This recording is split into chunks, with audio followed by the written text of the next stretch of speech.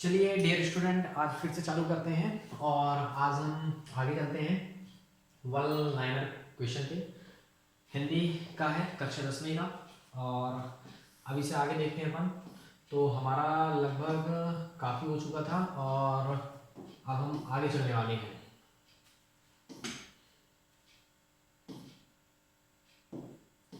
कल हमने देखा था गद्य खंड, और गद्य खंड का हमारा एक चैप्टर कंप्लीट हो चुका था, नेताजी का चश्मा, जिसके लेखक कौन थे? स्वयं प्रकाश जी। और चलिए अब हम चलते हैं चैप्टर 2 में। अच्छा, चैप्टर 2 में जाने से पहले मैं आपसे कुछ क्वेश्चंस करूंगा, ठीक है? और आप उसके आंसर्स कमेंट बॉक्स में देंगे। आपका पहला क्वेश्चन है कि नेताजी की चश्मा किस विधा में लिखी गई थी, और नेताजी की चश्मा नामक जो पाठ है उसके लेखक कौन है, ठीक? और लोग नेताजी का जो आप नेताजी का चश्मा नामक पाठ है उसमें लोग चश्मे वाले को कैप्टन क्यों कहते थे, ठीक? तो इन क्वेश्चन का आंसर आप जरूर दीजिए कमेंट बॉक्स पे। अब हम चलते हैं चैप्टर 2 पे। अच्छा देखिए, चैप्टर 2 का नाम क्या है? बाल गोविंद भगत। लेखक कौन है? राम वृक्ष बेनीपुरी। जन्म कब हुआ था इनका? सन 1899 में। मृत्यु कब हुई थी? 1968 में। किस विधा पर लिखा गया है? रेखा चित्र पर लिखा गया है। ये गौण विधा है, रेखा चित्र, ठीक है? चलिए कुछ चीजों को देखते हैं अपन। राम वृक्ष बेनीपुरी का जो जन्म था वो बिहार के मुजफ्फरपुर जिले के बेनीपुर गांव में हुआ था।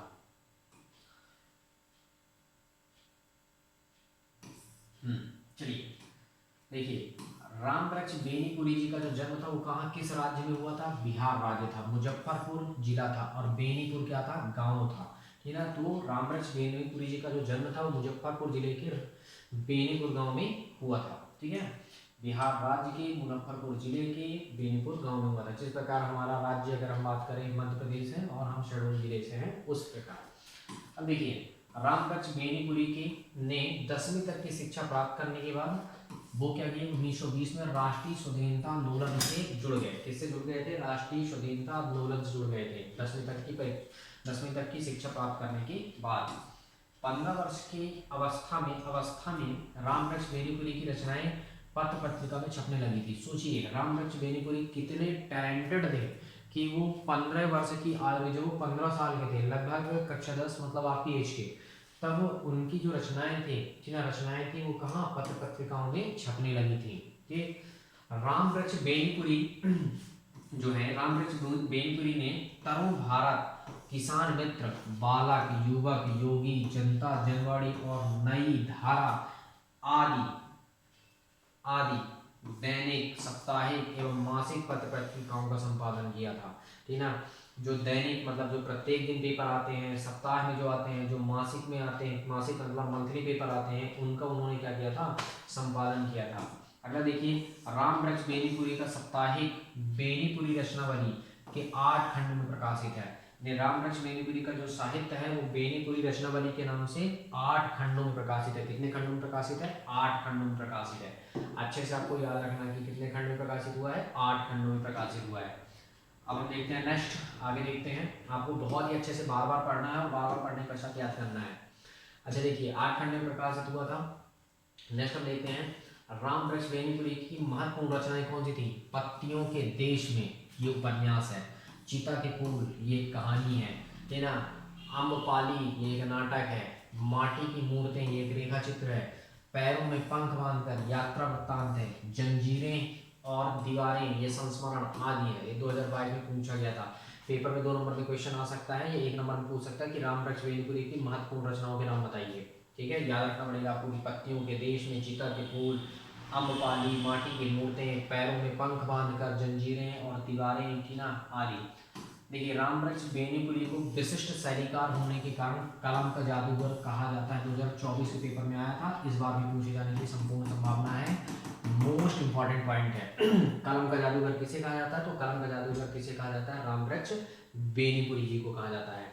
आगे देखिए, बाल गोविंद भगत रेखा चित्र सामाजिक रूढ़ियों पर प्रहार करता है। बाल गोविंद भगत नामक ये जो रेखा चित्र यानी पाठ है वो सामाजिक रूढ़ियों पर क्या करता है? प्रहार करता है, ठीक? देखिए, बाल गोविंद भगत की मृत्यु का कारण बीमारी था, ठीक है? बाल गोविंद भगत जो जिनकी डेथ हुई थी वो किस कारण मरे थे? बीमारी के कारण मरे थे। कि बाल गोविंद भगत कबीर दास के आदर्शों पर चलते थे। इनके अनुयायी मतलब कौन थे? कबीर दास थे। कबीर दास को ये अपना इष्ट मानते थे, ठीक है, उन्हीं के आदर्श पर चलते थे और उन्हीं के बारे में उनके बहुत सारे दोहे वगैरह को ये क्या करते रहते थे? गाते रहते थे। बाल गोविंद भगत कबीर दास के आदर्शों पर चलते थे। पेपर में आएगा इस बार इंपॉर्टेंट क्वेश्चन भी है कि बाल गोविंद भगत किन के आदर्शों पर चलते थे? कबीर दास के आदर्शों पर चलते थे। आगे देखते हैं।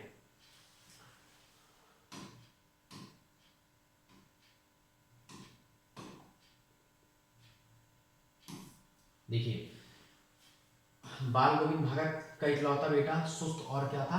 बोधा था। मतलब थोड़ी सी लेजी टाइप में था और दिमाग से थोड़ी सी सही नहीं था, जिसको हम बोधा कहते हैं। सुस्त और क्या था? बोधा था। अच्छा नेक्स्ट देखिए, बाल गोविंद भगत अपनी जीविका खेतीबाड़ी करके चलाते थे। अपनी जीविका किससे चलाते थे? खेतीबाड़ी करते थे और जीविका चलाते थे। नेक्स्ट क्या है? बाल गोविंद भगत कबीर को साहब मानते थे और कबीर के ही पद गाते थे। किसको साहब अपना मानते थे? कबीर को ही मानते थे और उन्हीं की क्या करते थे? पद गाते थे। बाल गोविंद भगत गाते समय खंजड़ी बजाते थे। क्या बजाते? खंजड़ी बजाते थे, ठीक है। देखिए, बाल गोविंद भगत अपने खेतों में धान की रोपणी करते थे। क्या करते थे? अपने खेतों में क्या धान की रोपणी करते थे, जिसको रोपा लगाना कहते हैं, रोपणी, ठीक। बाल गोविंद भगत क्या थे? मझौले कद के गोरे चिट्टे आदमी थे। किस तरह थे? मझौले कद के थे, मतलब थोड़ी सी हाइट में छोटे थे और गोरे चिट्टे थे, मतलब कि गोरे व्यक्ति थे थोड़ी से। बाल गोविंद भगत कबीर पंथियों की सी कनकटी टोपी एवं गले में तुलसी की जड़ों की बेडौल माला बांधे रहते थे, ठीक। यानी जिस प्रकार कबीर पंथी लोग रहते हैं उसी प्रकार वो रहते थे, ठीक है। क्या करते थे? बाल गोविंद भगत कबीर पंथियों की सी कनकटी की टोपी, गले में तुलसी की जड़ों की बेडौल माला बांधे रहते थे। अगला देखिए, बाल गोविंद भगत के मस्तक पर हमेशा रामानंदी चंदन लगा रहता था। ये भी मोस्ट इंपॉर्टेंट पॉइंट है। बाल गोविंद भगत के मस्तिष्क पर हमेशा रामानंदी चंदन लगा रहता था। किस प्रकार का चंदन लगा रहता था? रामानंदी चंदन लगा रहता था। नेक्स्ट हम देखते हैं अगला।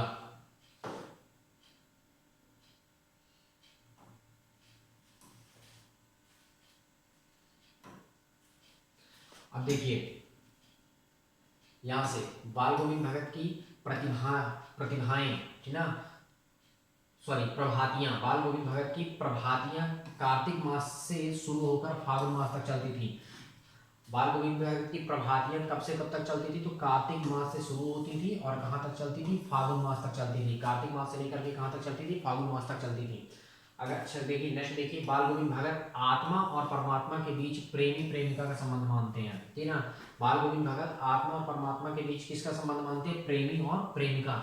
उनका कहना था कि आत्मा क्या है? प्रेमी है और परमात्मा क्या है? प्रेमिका है। यानी आपस में एक दूसरे, या तो आत्मा प्रेमिका है और परमात्मा प्रेमी है, ऐसा वो मानते थे, ठीक। नेक्स्ट दूसरा क्या है आपके पास? नेक्स्ट, कुहासा शब्द का शाब्दिक अर्थ क्या था? 2024 के पेपर में पूछा गया था। कुहासा शब्द का शाब्दिक अर्थ क्या होता है? कोहरा होता है। पूर्व की ओर से बहने वाली हवा पूर्वाई कहलाती है। मोस्ट इंपॉर्टेंट पॉइंट है ये, ठीक ना, कि पूर्व की ओर से बहने वाली हवा को हम क्या कहते हैं? तो क्या कहते हैं? पूर्वाई कहते हैं। पूर्व की ओर से बहने वाली हवा को हम क्या कहते हैं? पूर्वाई कहते हैं। निस्तब्धता का शाब्दिक अर्थ क्या होता है? सन्नाटा होता है। क्या होता है? ये सन्नाटा होता है, ठीक है, ध्यान रखिएगा आप अच्छे से, ठीक है। सवेरे किया जाने वाला जलपान क्या कहलाता है? कलेवा कहलाता है। ये भी मोस्ट इंपॉर्टेंट पॉइंट है, जिनमें स्टार लग रहा है तो मोस्ट इंपॉर्टेंट है, बार बार पढ़िएगा, ठीक है।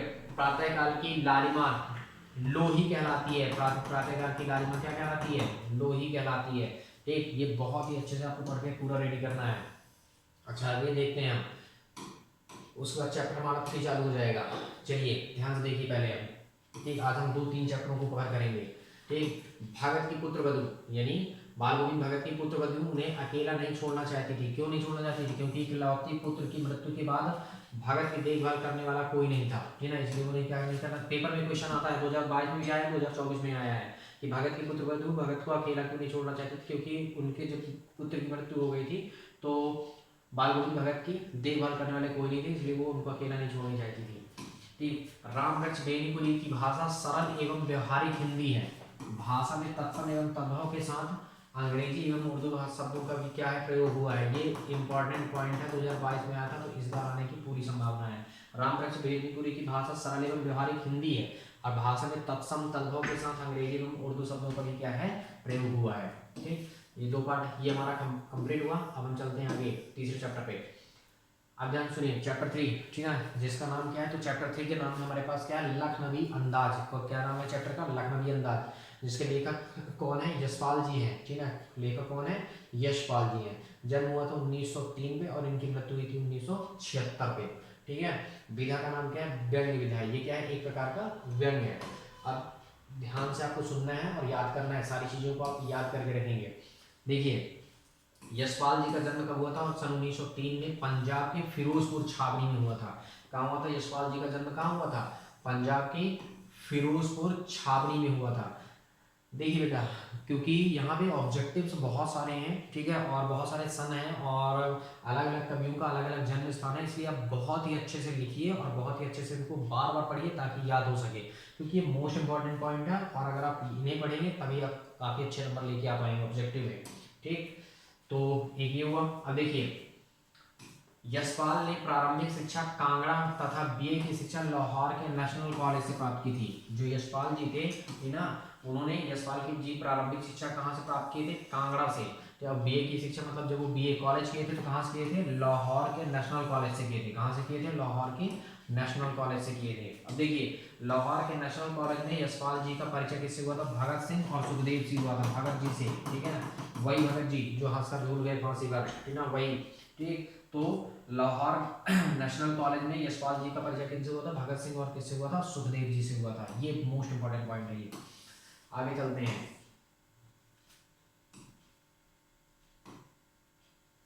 देखिए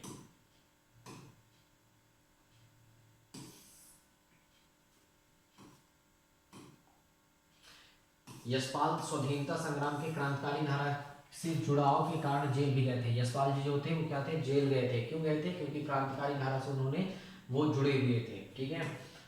यशपाल की रचनाओं में आम आदमी के सरोकारों की झलक मिलती है तथा यशपाल यथार्थवादी शैली के विशिष्ट रचनाकार हैं।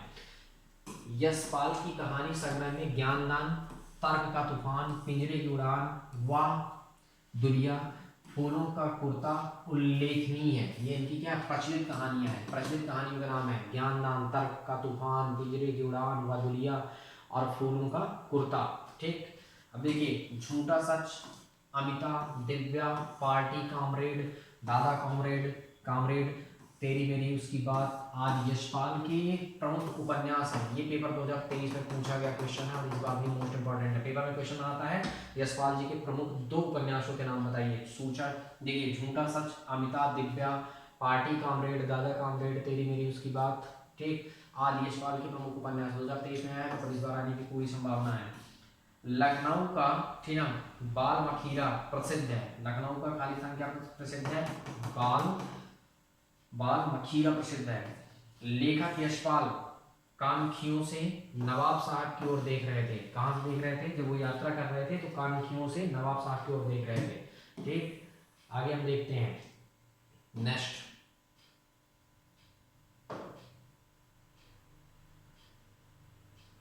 अब देखिए तो लेखक यशपाल जो थे वो कानखियों से किसकी ओर देख रहे थे, नवाब साहब की ओर देख रहे थे। आप इस चैप्टर को देखेंगे तो नवाब साहब क्या कर रहे थे, खीरे में नमक वगैरह लगा रहे थे, ठीक। अब देखिए लेखक यशपाल ने सेकंड क्लास ट्रेन की टिकट लिए थे। कहाँ का टिकट लिए थे, लेखक जो यशपाल थे कहाँ की टिकट लिए थे, सेकंड क्लास की ट्रेन की सेकंड क्लास की टिकट लिए थे वो। सफेद पोश शाब्दिक अर्थ क्या होता है, भद्र व्यक्ति होता है। सफेद पोश का शाब्दिक अर्थ क्या होता है, भद्र व्यक्ति। ये भी मोस्ट इंपॉर्टेंट पॉइंट है, आप बहुत ही अच्छे से इसको बार बार पढ़िएगा, ठीक। अब हम आते हैं यहाँ पे चैप्टर 4 पे। आज हम चैप्टर 4 को भी कंप्लीट कर देते हैं, उसके बाद फिर 2 चैप्टर बचेंगे, उनको फिर अपन बाद में देखेंगे नेक्स्ट डे की क्लास पे, ठीक। चलिए अगले चैप्टर को हम देखते हैं। देखिए अगले चैप्टर जो 4 है आपका, चीना पाठ का नाम क्या है, एक कहानी है भी, जिसको लिखने वाली कौन है, मन्नू भंडारी। और ये आत्मकथा गौण विधा में लिखा गया, आत्मकथा पे लिखा गया है, ये आत्मकथा है। आत्मकथा लेखक अपने बारे में स्वयं लिखता है, ठीक है। इनका जन्म कब हुआ था, 1931 में हुआ था। उनकी मृत्यु अभी हाल ही में 2021 में हुई थी, ठीक है। कब हुआ है, 2021 में हुआ है, ठीक। अब हम चलते हैं आगे। अब देखिए इनके बारे में थोड़ी सी पढ़ लेते हैं, जान लेते हैं मन्नू भंडारी जी के बारे में। तो ये मोस्ट इम्पोर्टेंट पार्ट भी है। देखिए मन्नू भंडारी का जन्म कहाँ हुआ था, गांव भानपुरा, जिला मंदसौर, मध्य प्रदेश में हुआ था। मध्य प्रदेश में हुआ था, ये भी मोस्ट इंपॉर्टेंट पॉइंट है, पूछने जाने की संपूर्ण संभावना। जिसमें स्टार लगा रहा हूँ यानी ये सबसे ज्यादा इंपॉर्टेंट है, ध्यान रखिएगा। अब देखिए हिंदी कथा, ठीक, यानी मन्नू भंडारी का जन्म कहाँ था, भानपुरा गांव था, जिला मंदसौर था, मध्य प्रदेश में हुआ था। मंदसौर अपने मध्य प्रदेश में आता है, 2022 में पूछा गया क्वेश्चन है, इस बार आएगा। हिंदी कथा साहित्य की प्रमुख हस्ताक्षर, मन्नू भंडारी की प्रमुख रचनाएं, एक प्लेट सैलाब, मैं हार गई, यही सच है, त्रिशंकु और कहानी संग्रह, आपका बंटी, महाभूज, महाभूज इनका उपन्यास है, इत्यादि हैं। 2023 में पूछा गया है, इस बार भी क्वेश्चन बनने की संपूर्ण संभावना है, ठीक है। वैसे भी हाईलाइट हैं, ज़्यादा ब्लैक से हैं। मन्नू भंडारी ने फिल्म एवं टेलीविजन धारावाहिक के लिए भी पटकथाएं लिखी हैं। किसके लिए लिखे थे, जो टेलीविजन में मतलब कि जो धारावाहिक चलते हैं ना, सीरियल से चलते हैं, उनके लिए, और फिल्म के लिए भी बहुत सारी चीज़ों को लिखी हैं, उन्हीं के आधार पर फिल्में बनती हैं। मन्नू भंडारी की रचनाओं में से स्त्री मन, देखिए मन्नू भंडारी की रचनाओं में स्त्री मन से जुड़ी अनुभूतियों की अभिव्यक्ति देखने को मिलती है। मन्नू भंडारी की रचनाओं में स्त्री मन से जुड़ी अनुभूतियों की अभिव्यक्ति देखने को मिलती है। नेक्स्ट है, मन्नू भंडारी के आंदोलनकारी व्यवहार से तंग आकर प्रिंसिपल ने उन्हें उनके पिता को बुलाया था। ठीक है, मन्नू भंडारी के आंदोलनकारी व्यवहार से तंग आकर प्रिंसिपल ने क्या किया था, उनके पिता को बुलाया था। जैनेन्द्र का सुनीता उपन्यास मन्नू भंडारी को बहुत अच्छा लगा था। जैनेन्द्र कुमार जी का सुनीता उपन्यास जो है वो मन्नू भंडारी को क्या था, बहुत अच्छा लगा था। ठीक, मन्नू भंडारी के पिता रसोई को क्या कहते थे, भटियार खाना कहते थे। ये मेन है, इंपॉर्टेंट है, ठीक ना। मन्नू भंडारी के पिता क्या करते थे, पिता जो थे वो रसोई घर को उनका क्या कहते थे, वो भटियार खाना कहते थे। नेक्स्ट देखिए, मन्नू भंडारी की बड़ी बहन का नाम सुशीला था और मन्नू भंडारी मूलतः एक कहानीकार है। मन्नू भंडारी क्या है, कहानीकार है। शीला अग्रवाल मन्नू भंडारी की हिंदी विषय की प्राध्यापिका थी। जो शीला अग्रवाल थी वो मन्नू भंडारी की क्या थी, हिंदी विषय की प्राध्यापिका थी। मन्नू भंडारी का विवाह राजेंद्र यादव से हुआ था। मन्नू भंडारी का जो विवाह था वो किससे हुआ था, राजेंद्र यादव से हुआ था। ठीक, नेक्स्ट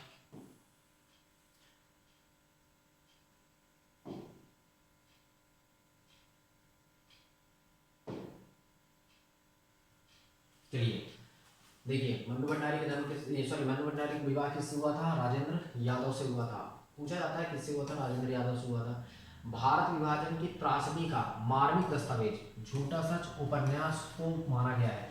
ये पेपर में आता है, भारत विभाजन की त्रासदी का मार्मिक दस्तावेज किसे माना गया, किस उपन्यास को माना गया है, झूठा सच नामक उपन्यास को माना गया है। भारत विभाजन की त्रासदी का मार्मिक दस्तावेज किस उपन्यास को माना जाता है, झूठा सच को माना जाता है। ठीक है, अच्छा अगला देखिए आप, शताब्दी की सबसे बड़ी उपलब्धि थी 15 अगस्त 1947 को देश का स्वतंत्र होना। ये शताब्दी की सबसे बड़ी उपलब्धि क्या थी, 15 अगस्त 1947 को देश का आजाद होना, स्वतंत्र होना। मन्नू भंडारी के व्यक्तित्व पर उसके पिता एवं हिंदी प्राध्यापिका शीला अग्रवाल का स्वभाव पड़ा। मन्नू के व्यक्तित्व पर किसका प्रभाव पड़ा था, उनके पिता का और शीला अग्रवाल जो उनकी क्या थी, हिंदी की प्राध्यापिका थी, उनका क्या था, उन पर असर पड़ा था। ठीक है, और ये था आज आपके लिए, बस यहाँ तक ही कंप्लीट करिए आप, और नोट्स बना के पढ़िए, और नोट्स पढ़ने के पश्चात कुछ चीज़ों को आप विशेषतः अच्छे से बार बार रिवीजन करिए ताकि ये सारी चीज़ें आपसे क्या हो, याद हो सकें। ठीक है, अब हम बात करते हैं, ठीक है, कुछ क्वेश्चंस के आंसर आप दीजिएगा कि मन्नू भंडारी के पिता रसोई घर को क्या कहते थे, ये क्वेश्चन हुआ। और मन्नू भंडारी का जन्म कहाँ हुआ था, यशपाल जी का जन्म कहाँ हुआ था, यशपाल जी के 2 रचनाओं के नाम बताइए, और मन्नू भंडारी के 2 रचनाओं के नाम बताइए। इन क्वेश्चनों के आंसर आप कमेंट बॉक्स में जरूर लिखिएगा। ठीक है, thank you dear, thank you so much. आज के लिए बस इतना ही, बाकी मिलते हैं नेक्स्ट डे।